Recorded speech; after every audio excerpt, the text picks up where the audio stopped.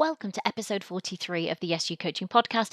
I'm your host, Anna Manning, and I'm a confidence coach and the owner and founder of SU Coaching. And today I have an interview for you. So the interviews are coming in a little bit more regularly these days. And at the beginning, people were like, oh God, be interviewed for a podcast? Like what?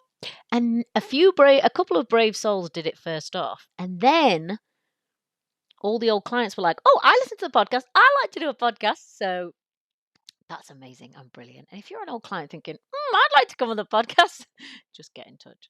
And if you're a 2B client, if you're thinking about coming to work with me, then I have a couple of things coming up for you. So, first off is the free Grow Your Confidence class that I'm teaching in May, 11th of May, 2023. I'll leave a link to the form that you can fill out, a few clicks, and you can register. If you can't attend the class live, don't worry about it. You'll get a replay in your inbox on the same day. And basically, this class is the fundamentals of confidence maintenance and building at work. It takes everything that you hear on the podcast and pulls it into an overall actionable plan individual to you that you're going to create live on the call, which you can take away and actually use to embed some of this stuff into your work practices in your day-to-day life. So if you want to come and join that class, you'd be very welcome. Anyone else you want to invite is also very welcome too. Just head to the show notes, fill out the form, and you'll get all the details. So if you either have been to one of those classes before or you're thinking, actually, I would like to do some one-on-one work, I have a couple of spots opening up for one-on-one clients in May.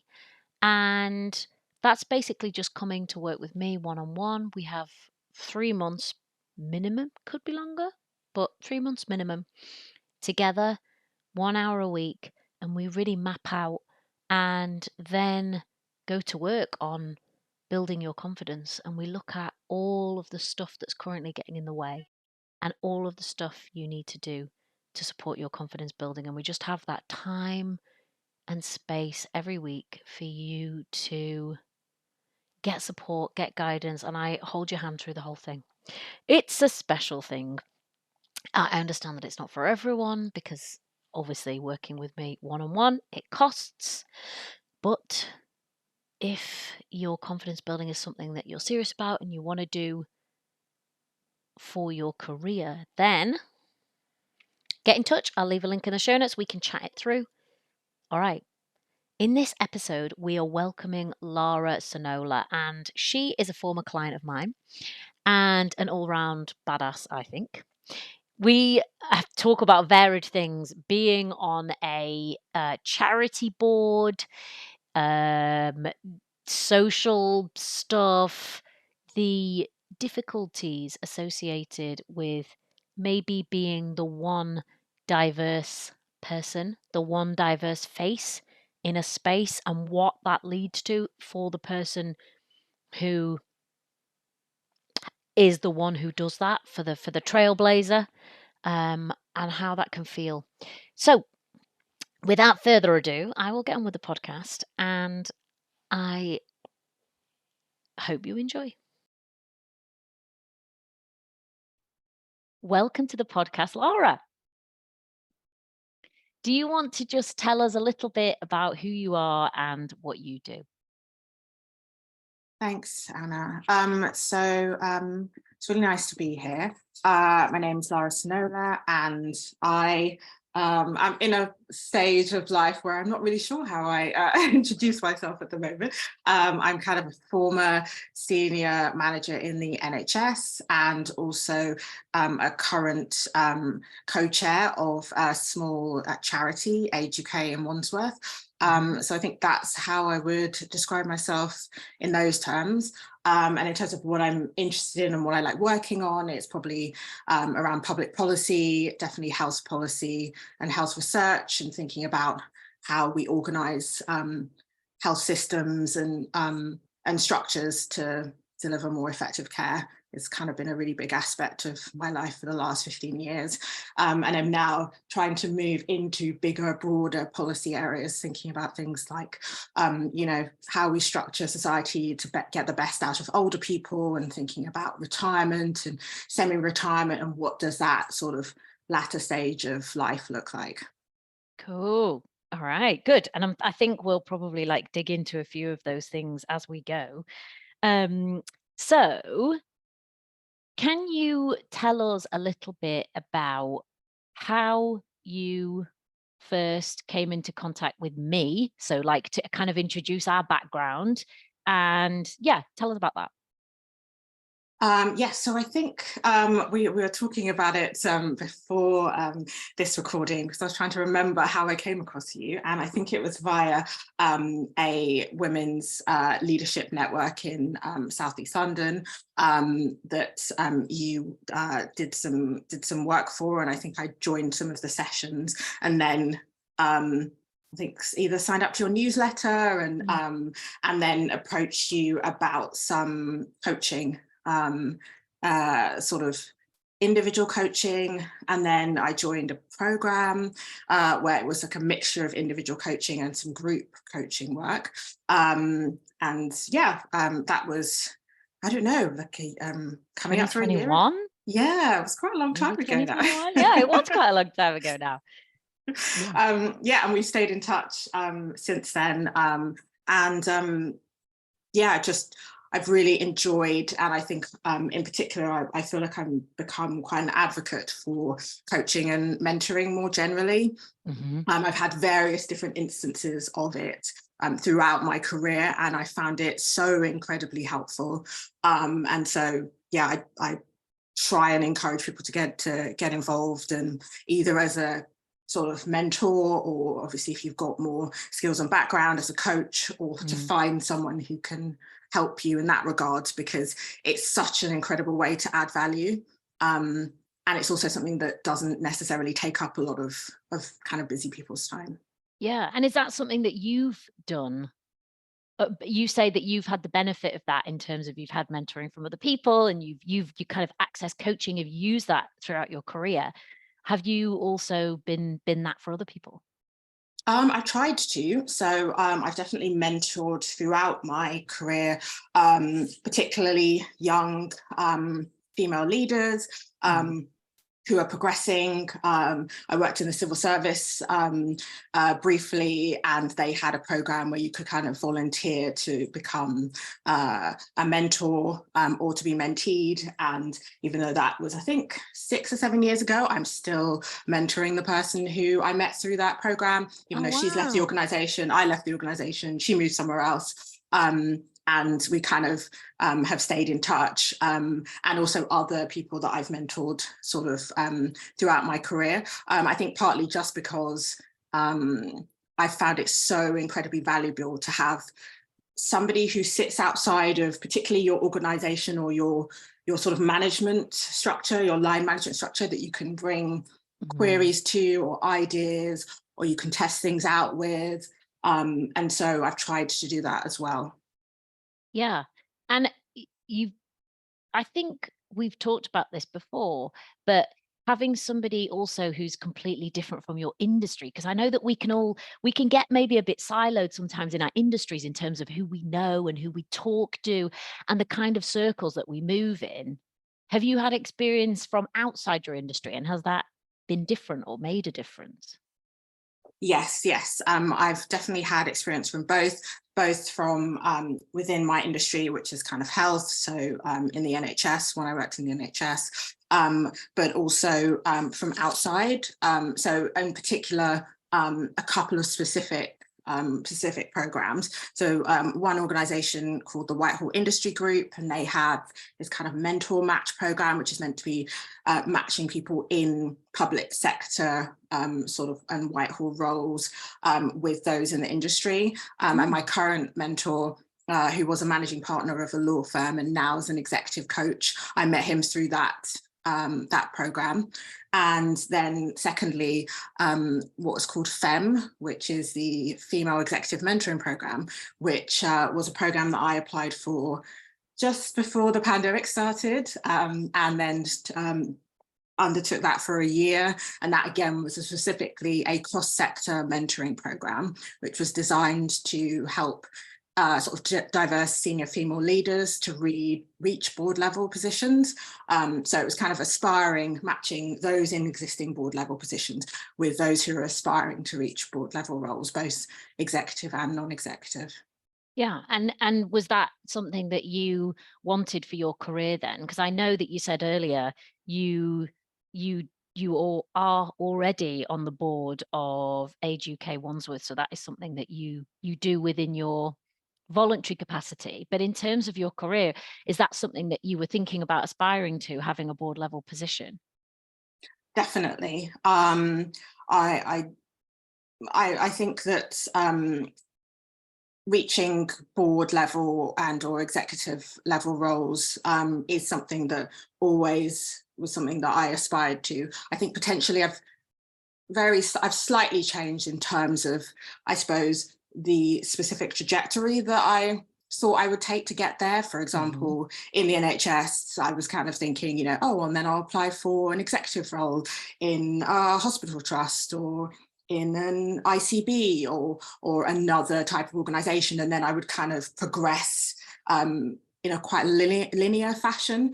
Mm. And then in terms of non-executive roles, one of the reasons why I joined the board of HK Wandsworth first as a trustee was because I felt that there was a lot of synergy between what I was doing and some of the skills I was employing in my day job with being able to bring that to a board level role and then hopefully grow and expand those skills and then be able to utilize that to move into sort of more formalized non-executive roles. Yeah. So what did you what or because you're still in that position, what has the Age UK experience been like for you? Like how did that start and what are the kinds of things, because some people will be listening to this and thinking, "Oh, yeah, that's something that I would also aspire to in my career, that, that level of seniority, or maybe be on a board or be a trustee." But I think for a lot of people they're probably thinking, "But I don't actually really know what that means or what those people do." So can you tell us a little bit about what you do and what it actually means to be in that kind of position? Yes, I can. And actually, it's something I was just doing an hour or so ago. Was kind of a part of my chair role at HK Wandsworth. So I always in the past volunteered sort of in health areas, but I tended to volunteer in things like care homes and hospices and day centres. So volunteering as someone who would go in and talk to the Mhm. residents and what have you. But when I moved to where I live now in Southwest London, I really wanted to get involved in a local charity where I could kind of feel like I was putting roots down in my community and getting to know it a bit better after renting for a decade plus. Mhm. And I thought that I've got health and social care policy background, that might be useful. So I just went on to charityjob.co.uk and kind of put in what I was looking for, which was a trustee role, largely because I was interested in being able to influence the direction of an organization would go in. So thinking about what's its strategy, what's its finances, how are we making sure that we're delivering services as effectively as possible and working alongside the staff members in that organization to deliver that collectively. Mm. And I saw a role come up for HK Wandsworth. I shadowed a meeting and thought, this would be really something I'd be interested in because I worked on policy around care for older people in my day job. Applied and was successful to join the role. And I think one of the things I'd say in terms of why people should go on to should apply to be trustees and to join charity boards and then to join more formalized boards is because it's a really good way to be able to add value, and also it's something that you can, I think, that can sit alongside full-time work. Mhm. I think when I joined, most of the rest of the board were older people and also maybe people who were either retired or semi-retired who had more time. Yeah. but I genuinely think it is possible to carve out time to do that kind of role alongside full-time work and feel like you're contributing to your community in another way, as opposed to, volunteering at an event or something. It's kind of volunteering your skills Yeah. and some of that deeper level strategic thinking that you can bring to the role. And it was relatively sort of not non-onerous, in the sense of it was one board meeting every 2 months, for about 2 to 3 hours. They'll send the board papers in advance, a week or two in advance. You'll read through the board papers and kind of, make some notes or any questions you have. Mm-hmm. And I think one of the things I've said to a really good friend of mine who is thinking about doing some voluntary work, and I suggested, why don't you think about a trustee role? Is she said, well, what do? I don't know what you would do. And a lot of it is actually just common sense. It's asking questions, it's querying things that you don't understand. And it's kind of holding the executives or the staff members who are delivering services to account. So if they said 6 months ago, our plan for this year is to deliver services to, 10,000 people across Wandsworth, and we'll be measuring it by X, and this will be our outcomes, actually holding them to account and saying, so what did we deliver? How did it go? What worked? What didn't? What can we learn? How do we then think about our strategy for the coming year or coming 3 years, and kind of taking those findings and applying that? And a lot of that is the kind of thing that people would think about just naturally. I don't think you necessarily need to have a kind of a formalized background in it, or in something like finance or HR, which are some of the roles, or governance, which are some of the key roles they look for in trustees. You can be a general trustee, just applying some of that logic and thinking through problems and querying things you don't understand. Why is it that we do it this way? We've always done it this way. Okay, but do we need to do it? Do we need to carry on doing it this way? Are there other new ways that we can think about doing things? And that doesn't require that you need to have done that in your working life. So I really think it's also quite fun, because you get to interact with people from a wide variety of backgrounds and from disciplines, and it's that collective sort of responsibility and the power of collective thinking that I think really is really beneficial on a board, and that's where you can add value. Yeah. And how has it, obviously that's helped you to put roots down in the community, and you've obviously given a lot of your skills and experience to that, but in turn it sounds like you've also got quite a lot from doing that role. How has it helped you has it helped you in your career? Oh, it's been incredibly valuable in my career. And I think probably even more than I anticipated at the beginning.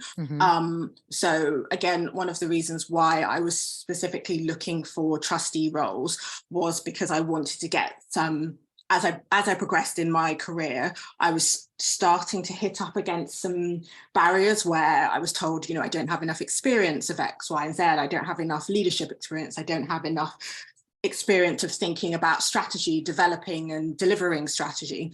Yeah. And I wasn't getting the opportunities to do it in the role that I was in. I was applying for more senior roles, but they were saying you don't have enough experience. And actually I thought this is another avenue where I can gain some of that experience, which then I can kind of reflect back into my working life and use those examples and that experience. And I definitely have found that the level of confidence that I have now compared to sort of 5 years ago is infinite, kind of putting myself in situations that I wasn't necessarily comfortable with, and kind of expanding my horizons, particularly becoming co-chair, which happened about a year after I joined the board. And it was never my intention to go from trustee to chair in a year. It was a combination of circumstances, which is that our former chair stepped down, and our long-standing chief executive, also gave in her notice as she was moving out of the area. And as a board, it was a little bit of an uncertain time, and we didn't really feel like we wanted to go out for a chair and then also have to go out and recruit a chief executive at the same time. So they asked who was interested in becoming chair out of the existing board of trustees, and I didn't have capacity working a full-time job to take on that role solely, but another trustee, long-time trustee who'd been there for 10 years, she was interested in perhaps sharing the role, so jointly chairing, which wasn't something they'd ever had before, and definitely required some convincing of board members to, to accept a slightly different way of doing things and thinking about how we would split the role and the job description, which we did. And what we agreed was that I would take more of a front-facing role. So I would be more of the public face of the charity. So, you know, I'd be running the meetings and chairing the board meetings. I would chair the annual general meeting at the end of every year. I would go to events and meet with, you know, our mayor and the leader of our council, and some of that influencing with councillors. And my co-chair wanted to kind of get more involved in the sort of deep work, looking at our finances, thinking about how we can ensure that we're financially resilient, thinking about strategy development. So not saying that we don't get involved in each other's bits of works, but we kind of had a little bit of more of an emphasis in one area. And actually that worked really well for me, because I wanted to get more experience of chairing meetings, leading a board, and leading discussions. And I've definitely grown in those skills, particularly with a group of trustees where it's not a workplace where everyone is kind of operating to a sort of a minimum set of standards in meetings. It can be a little tough to wrangle people, but I've definitely learned some really, really helpful skills that then I think I've used in my day jobs at the time. Yeah. And it sort of echoes my I have a voluntary role. I'm a governor of I'm on a governing board in a primary school in Brixton, on the estate that I first lived on when I moved to London.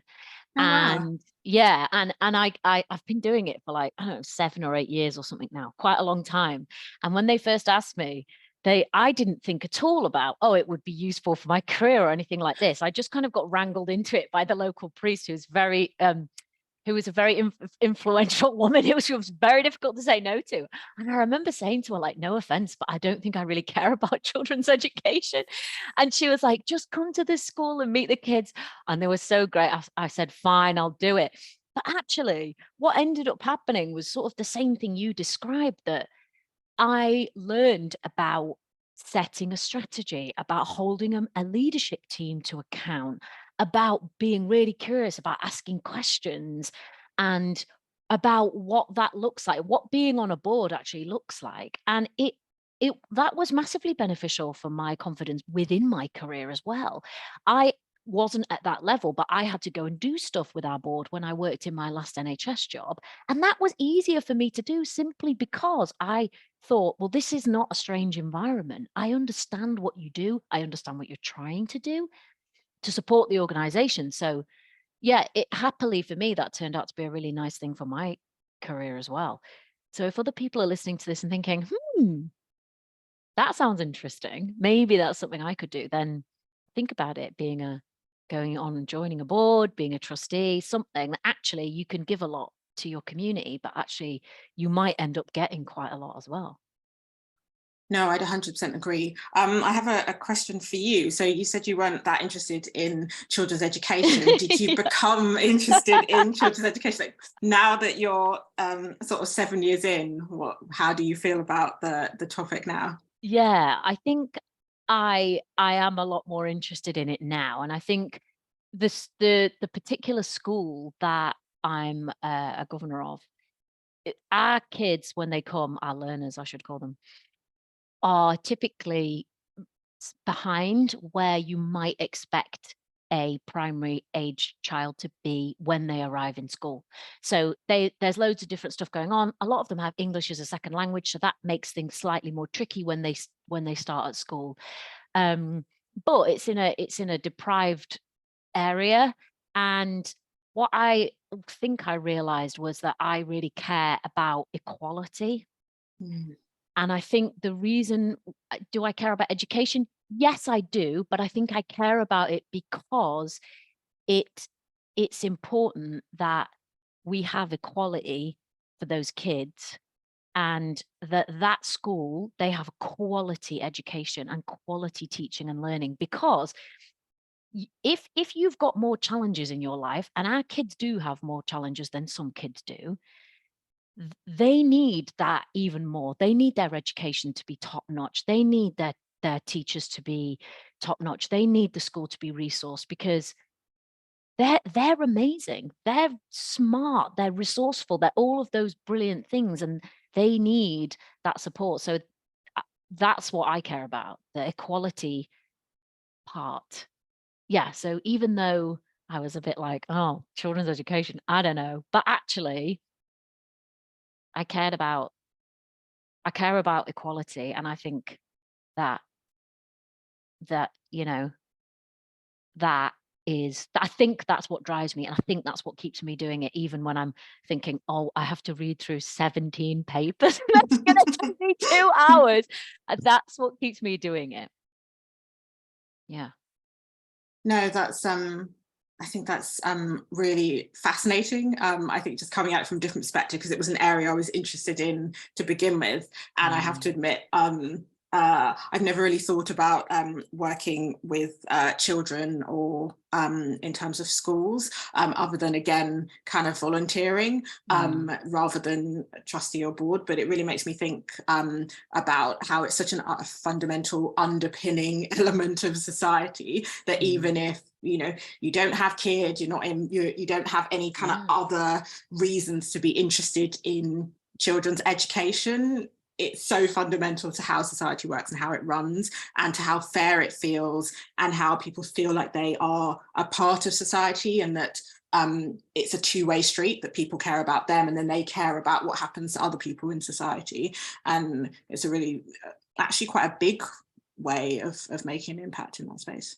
Yeah. And even though, when you think about the challenges that we've got in society, and within our kind of respective communities, those challenges can sometimes seem very big and very overwhelming. And you can sort of think in the face of it, like, what on earth or can any of us really individually do about any of this? These are massive. And when you're thinking about big policy issues and societal change, I think it can be overwhelming. But to be able to say, okay, well, I can't take responsibility for all of it, but maybe I can just do this bit over here, and maybe someday in some way it will do something which will help someone. Well, then I'm okay with that, I think.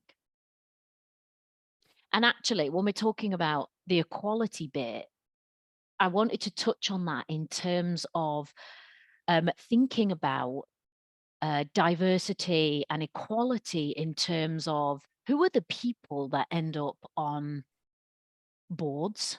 Who are the people that end up in those very senior positions? What communities do they come from? What backgrounds do they bring? Like what? And I know this is something that you've thought about as well. What is your experience of that? Yes, no. So this is something that I've talked about before, and I realised as you were talking that I hadn't sort of grounded this discussion in the fact that I'm a Black woman, sort of born and raised in London. So I think I'm coming at it with a specific perspective, and having grown up in a specific environment and way of viewing the world, which I think has definitely impacted on, for example, the fact that I have tended to try and be more focused when it comes to thinking about, why am I doing this? For example, why am I applying for this role, or for this trustee role, and what value do I think this might lead to in the future? I Mm, feel that I kind of have had to be more sort of organized and more strategic in thinking about both the value I can add, but also the value that hopefully I'll be able to get, and then be able to share with others and receive. And in particular, one of the other reasons why I've always thought I want to be on boards, I want to be an executive, I want to be a non-executive, is because I've looked at those organizations and those boards and thought, I don't feel that they're sufficiently representative of, for example, the local communities that they serve, or even their own staff. So, I mean, the NHS is the example that I know the most about, having come from there. And it's something where there have been really, really great efforts to try and diversify the executive and the non-executive structures of the NHS. And I think that the public sector has done a lot in that space to really improve things. But definitely thinking about it as a member of staff, kind of looking at your leaders, for example, at sort of meetings or events where they're showing the leadership of the organization and thinking, okay, that's really interesting that you haven't been able to represent the staff that you have. I don't see myself represented here. And when I say represented, I think it's important not to think of diversity as purely about kind of, do you fit specific characteristics, which mean that therefore you're fitting the brief of, my board is diverse because it has X percentage of women, X percentage from different ethnic characteristics, X percentage from other protected characteristics. But really, it's about looking at diversity in the whole, which is that the background you come from, the experience of your life that has gotten you to this position, affects the way you look at things. It affects the way you view information. It affects the decisions you make. It affects the way that you think about the impact that those decisions will have on people. And when I think of about diversity and improving diversity, I think about the fact that diversity, not of thought in the sense of, that person is coming from this perspective and that person is coming from a perspective 180 degrees, but just the fact that where you've come from and how you've gotten to that place really impacts on what you view as being the standard way of doing things, or what you view as being, oh, this is a bit out of the ordinary, and should we be, this seems very risky, let's not go out and ask our staff what they think, because I'm a bit worried about what they're actually going to say, and it might be negative, for example. And so I felt that that's something where I can contribute in terms of providing a bit more diversity as an individual, but also then in the same way that when you think about mentoring, thinking about how can you ensure that there's a pipeline of people behind you, because it's something that I think probably for the first couple of generations, particularly of women leaders, is kind of, how do you get to more senior roles? How do you break through the glass ceiling? But then I feel like now it's not just about that. It's more about, how do I make sure that there are people behind me, that they're getting the opportunities to get that experience, to see what it's like to kind of practice how I can get to those levels, so that when you leave, we're not back to square one. And actually there's a really deep kind of pool of people behind you who feel empowered by what you've done, but empowered to do it in their own way.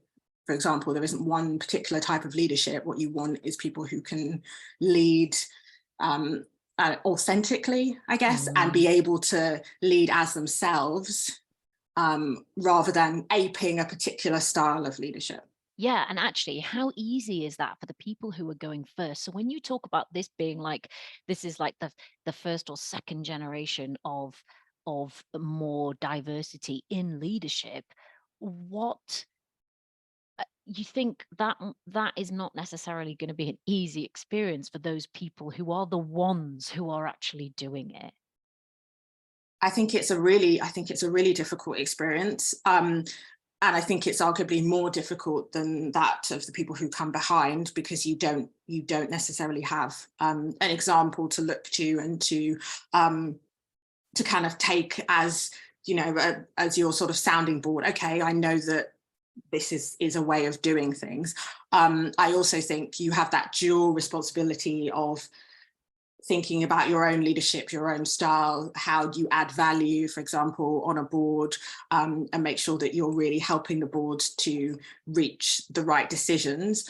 But at the same time, you need to be building relationships across that board, and the best way to influence and to be able to be as effective as you can is by building relationships with your colleagues, both executive and non-executive. So you don't really want to push the envelope too much that they see you as a bit of a thorn in their side, versus the fact that you also do want to be adding some real genuine kind of change or difference to the board. Because if you kind of, in a sense, end up copying what everyone else does, are you genuinely adding anything different other than it looking visibly different? Are you genuinely adding anything different to the quality of the discussions? Yeah. Yeah, so it might be diversity in terms of how things look, but actually does it bring through what you want diversity to actually bring through? Yeah, my mentor suggested I read this book, Rebel Ideas by Matthew Syed, when we first met a few months ago.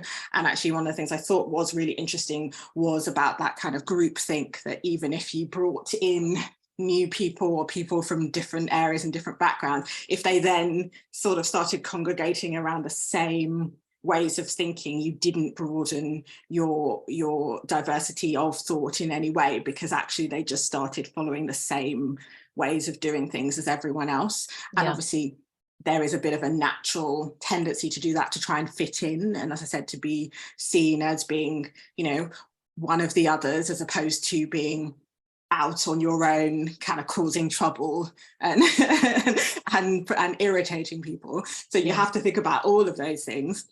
But then you also have to be thinking about, how can I be valuable to those who are coming up behind me? For example, approachable, that they'd want to talk to you or ask you about, your experience. Do you have Yeah. any advice? Do you have any suggestions? Can you put Mhm. me in touch with people? So you're having to look both upwards and across to your board and your colleagues, but you also need to be looking down towards those who are coming up behind you, so that you're not putting them off. Mhm. They don't kind of look at you and think, I don't want to do that Yeah. job.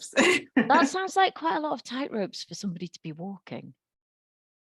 It is, and I think it's not necessarily recognized. I think when we were talking about it earlier, we talked about that sort of emotional labor of Mm, having to always be slightly on a bit of a tightrope, thinking about what's the best way to approach a situation, what's the best way to get information across, what's the best way to challenge without putting people putting walls up or not wanting to listen because they feel like you're intentionally just trying to kind of tear them down. I think particularly in a more of a non-executive role where you're working with executives, you yeah. you have to remember that you're not in the executive role. It's their response. They're responsible for delivery, and it's really about how you can support them but also hold them to account, and that's a bit of a tricky Mm, thing to balance. And then, as I said, also being a representative for others. So I think, for example, getting involved in other areas outside of perhaps your main area of expertise, because you think, okay, I want to get involved in this and this and this and this, and then ending up spreading yourself too thin. Let me get involved in recruitment, because I feel like that's an area where we could really be adding value further down the line, yep. but actually that's taking away from the time that you've got for your main role, and potentially can inadvertently sort of dilute your effectiveness. Yeah. Yeah, and actually, yeah, we had a conversation about that before. So I coach quite a few people uh that are, need a bit of care and support around the stuff that Laura's talking about. There's all these kind of tight ropes to walk, and that's not an easy position to be in. And I'm at least glad for the people that work with me or another coach, or have like a trusted mentor or a space where they can actually tell the truth about what it's like and say, this was really rubbish, or I'm being expected to do this, that, and the other, and have somewhere to do that. And one of my clients, I asked her if it was okay to mention this, and she said it was fine. It said she'd ended up sitting on 17 interviews because she was the only female exec. And Gosh. they said it would look bad if there wasn't a female member of the interviewing team. And she said, I do want to do that because it's really important. This pipeline issue that you talked about is Yeah. really important to me. And I want to bring other people through. And, I want to show them you can sit here and all of the rest of it. But I said, yeah, but how many hours does that equate to for you? That's a physical labor, and an addition to your workload because you are the only one. Yes. And it's definitely something that I have struggled with a little bit, is feeling a responsibility to get involved in some of those other aspects, particularly networks, different networks that might be set up, staff networks. Recruitment is another big area, and something where again I did get invited onto a variety of interview panels, and started at the beginning by saying yes to every one of them because I thought I have a moral responsibility to do this. Yeah. and ended up being very judicious about picking and choosing which ones I did get involved in, where basically I felt like I was building a strategic connection with that with that team or that part of the organization that would be useful either for me or for the work that I'm doing in the future. Or even just, banking a favor because I knew in a few months I was going to need to ask them to help me out as well, rather than just doing it for every single role that you were asked, because it was an additional work in addition to my actual job. So that is tricky, and I think it's not recognized. It's one of the things I remember thinking about when thinking about setting objectives. So for example, when organizations ask everyone to set their objectives for the year, is that when I very briefly worked in the civil service, in the Department of Health, they had a requirement in our particular directorate, I can't speak for all of them, that one of your objectives should be something that wasn't related to your work, your day job, what you were employed there to do, but should be something that's contributing more widely to either the directorate or the running of the organization. So for example, that would be, I'm sitting on ethnic minority staff network or a women's leader staff network, or I'm doing X, Y, and Z. And so it was one of your objectives, which then it felt like when you were talking about it with your line manager, they were asking, what's happening on this, and you were getting some sort of actual recognition for getting involved in some of those areas which do contribute to the wider organizational culture, but aren't strictly there in your personal objectives for delivering what you've been allocated to. Yeah. And actually that sounds like a really good idea, because if as an organization you're saying that these things are important to you, that equality, diversity and inclusion are important to you, that's actually walking the walk. It's not just talking the talk. It's saying, okay, we recognize the efforts and the time and the care that people put into this kind of work as actually being important and central to the kind of organization that we want to build. Yeah, I completely agree. It was the only time I've ever seen it in almost 20 years of my career, and I really appreciated it. It seemed a very small addition, but I felt that the impact could actually be huge if you just times it up by every single person in that team, by every single team in that directorate, and you just think collectively of what everyone was then contributing to. Something which might only be an hour or two every few weeks, but times it up by the number of people really could have a much bigger impact. But also, I think more importantly, spreads the load a little more fairly, rather than it feeling like it falls on some groups of people who traditionally are more, in inverted commas, marginalized, and so therefore actually you're adding to the load they already have, you're adding more weights to their load, taking some of those weights off and passing it around, so that then we all have a little bit extra, but it's not one person's got 10 kilos and someone else has none. Yeah, it's not one person's got 17 more interviews to do. Yeah, Exactly. absolutely. Absolutely. Okay. So last off, I just wanted to ask if is there any kind of advice you would give to women or people listening to the podcast who also, like you have, might be aspiring to a board level position or a really senior management level position within their career? I think I would definitely advise taking advantage of whatever mentoring and coaching opportunities you can and seeking them out.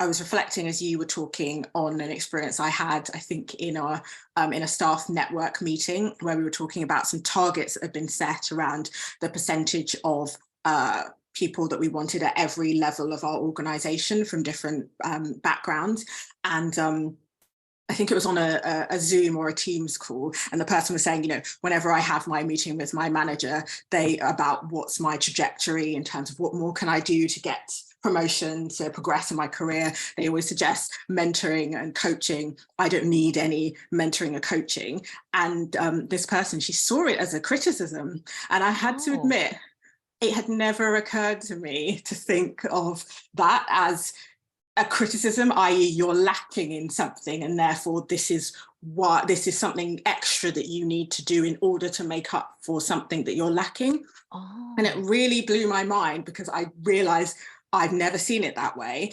And I'm not saying the way I view it as a positive addition is the Mm, right way of thinking about it. But it was really helpful to think, actually, when I've said to someone else, oh, why don't you look for a mentor? Or have you thought about, why don't you apply for this mm, coaching program? They might not necessarily see it as a positive. They might see it as a negative, or that you saying that they're lacking something that they need to go off and find. And it mm, really, really sort of blew my mind, and it made me think, okay, when you're suggesting coaching or mentoring, you really need to kind of couch it in why it adds value, why I think it will help you to articulate what you already have more effectively so that you mm. can be recognized for the person you are and for your skills and what you can deliver, rather than it being because you're lacking in something that you need to go off and find.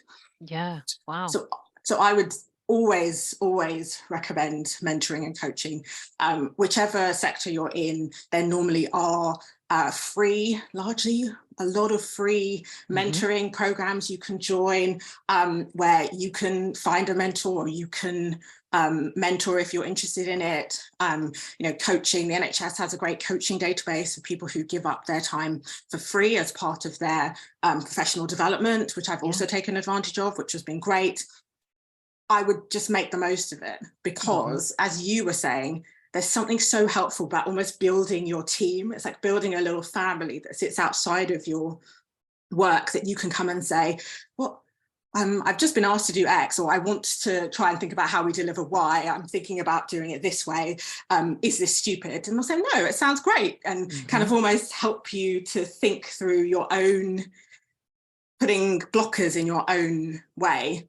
I think it's one of the things I really valued about my experience of coaching with you, is that sometimes you can catastrophize things, and when you talk to someone else about it, you realize actually it's a really minor thing, and Yes. you've blown it up to a massive issue that it isn't remotely. But you kind of need to build your own team. It's like a little support team that sits behind you, and coaches and mentors can form a part of that team that then help you in your day job, help you think about things that stay on your mind after you've finished work and you're worrying about, should I have done it this way, or maybe I should have said this, or I could have done it like this, or that kind of thing. Mhm. So it is an addition to you. It's not that you're lacking anything. It's just something which will help you to be even better.